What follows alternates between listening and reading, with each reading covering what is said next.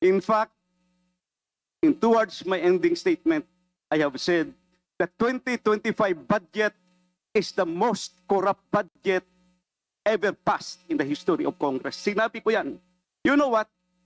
Nung araw sa time namin, pag may nag-mention sa previous budget, yung former chairman, tatayo kagad yan sa plenary.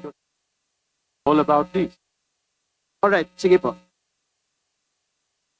So nagsisimula po ito sa engineering district. Tapos po ito'y pinapadala sa mga regional offices for consolidation. Correct, Your Honor. Pagkatapos po ay paradala to sa central office.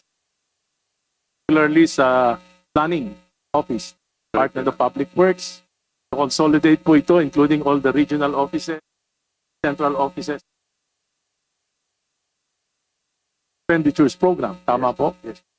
Pagkatapos po ito ipadadala sa Correct, Your Honor. at ang DBM po ang magto-consolidate nito.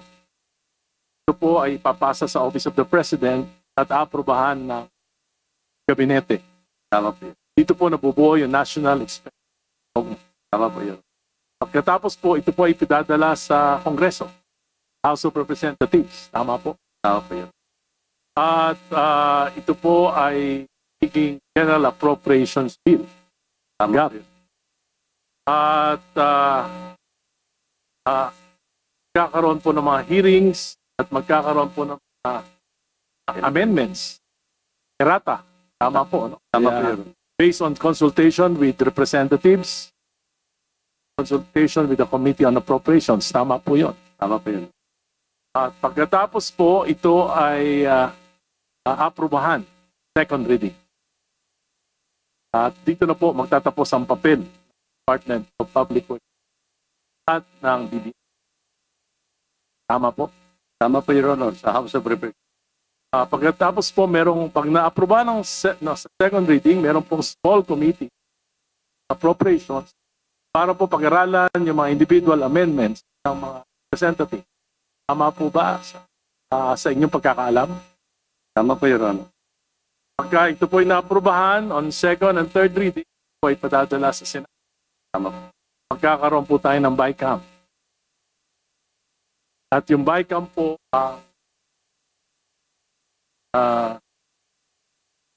finalized ano ba mga amendments na pag-aagrihan ng both Representative, House of Representatives and the Senate. Tama po. 2020, 2024 at 2025 budget. Karoon po ng malaking babago mula sa budget ng WH na isabit nyo sa Kongreso. Tama po ba yan? Tama po, Your Honor. Ano po patatandaan nyo po, gaano po kalaki yung mga pagbabago na ito? So, dito na lang po tayo mag-concentrate. 2025 budget. Magkano po yung pinopose nyo at magkano yung naaprubahan na budget? Ang natatandaan ko po, Your Honor, the General Expenditure Program ng Gates for 5 was 900 billion. What came out of the General Appropriation Act is 1.08 billion. Meaning, gaano po kalaki yung nadagdag? 1.088 trillion euro. Gaano po kalaki ang nadagdag? The dagdag is 180 billion euro. At sa nadagdag po na 188 billion, ito po yung mga infrastructure projects. Tama po. That's correct. Sa pagkakaalam nyo, saan kumuha ng mga program of works? Paano nakapagdagdag ang House of Representatives at ang Senate? Ito sa mga...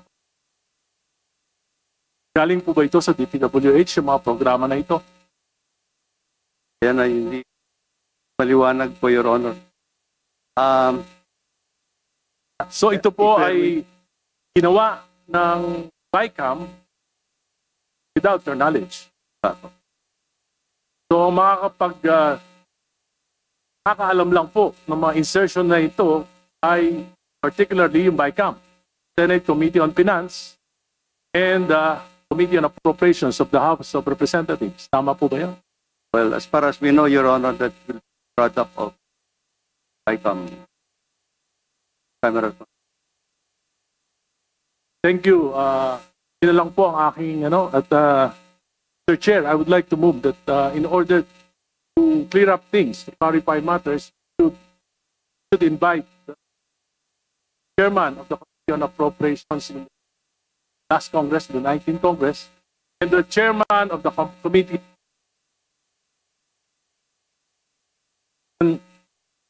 Congressman Saldico and former Senator Crespo. So moved, Mr. Speaker. Second. Mr. Chair. Mr. Chairman. Before Secretary Bonoan leaves, I would like to ask a question. I'm supposed to ask this question. Wait. So, excuse me. Yes, Your Honor. There's a motion po. Motion. I seconded the motion. I thought it was already. But I don't think Secretary Bonoan will leave as yet. Thank you. Thank you. I seconded the motion of the Honorable Erice, Your Honor.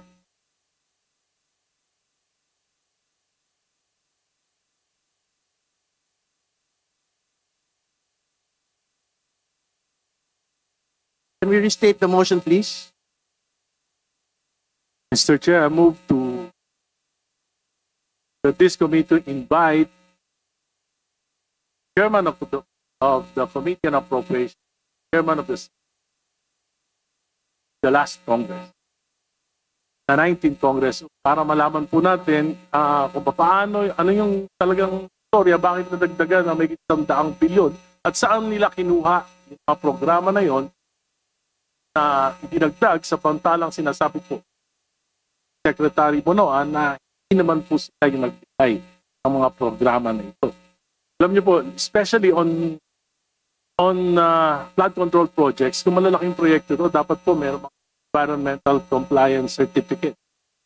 So, mahalaga na malaman natin saan galing ito. So, ang nakakaalam lang po yun dito, former Senator po at si Congressman Saldico, sapagkat yung mismong pagpoproseso ng mga insertions na ito ay nanggaling sa kanilang mga tanggapan. And I'm sure, yung mga opisina nila, yung staff nila, sila nakakaalam. Dahil sila yung nagproseso itong mga insertions. Mr. Chairman, I seconded I would like motion to I would like to second. Yes, Your Honor. May I? I would like to second the motion. I would like to explain why. You know, last August 4, I delivered a privileged speech questioning the mangled beyond recognition 2025 budget, and I was very specific on the automatic appropriations. Almost ang daming ginalaw. So hindi lang yung program appropriation, new general appropriations ang ginalaw pa yung program. In fact, towards my ending statement, I have said the 2025 budget is the most corrupt budget ever passed in the history of Congress. Sinabi ko yan. You know what? Nung araw sa time namin, pag may nag-mention sa previous budget, yung former chairman, tatayo kagad yan sa plenary. Magsasalita, question of privilege, individual and collective privilege, i-explain kung anong nangyari.